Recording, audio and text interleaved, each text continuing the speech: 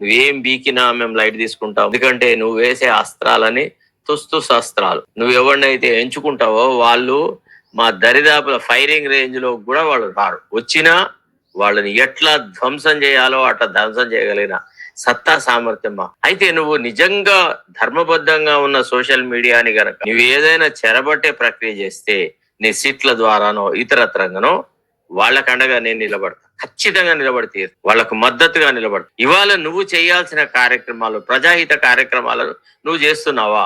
ఇట్లా నిష్కర్షగా మాట్లాడితే ప్రభుత్వానికి నచ్చదు. నువ్వు సిట్లు పెట్టుకో, బిట్లు పెట్టుకో, ఏం పెట్టుకున్నా ఏం ఒరిగేది లేదు. ఆ సిట్టులకు కూడా వాళ్ళేం రాజ్యాంగేతర శక్తులు కాదు. మనకు తెలుసు ఆ ఆఫీసర్లు ఎవరు, వాళ్ళ స్థాయి ఎంత, వాళ్ళ కెపాసిటీ ఎంత, వాళ్ళు ఏ మేరకు నిష్ణాతులు, వాళ్ళు ఏమేం చెయ్యగలరు తెలుసు మాకు. ఒకవేళ నీ సంతృప్తి కోసమని ఎవరైనా బలహీనులను బలి చేసే ప్రక్రియ అంటూ జరిగితే మాత్రం ఊరుకునేది లేదు. వీటికి జవాబు పत्थर से देंगे.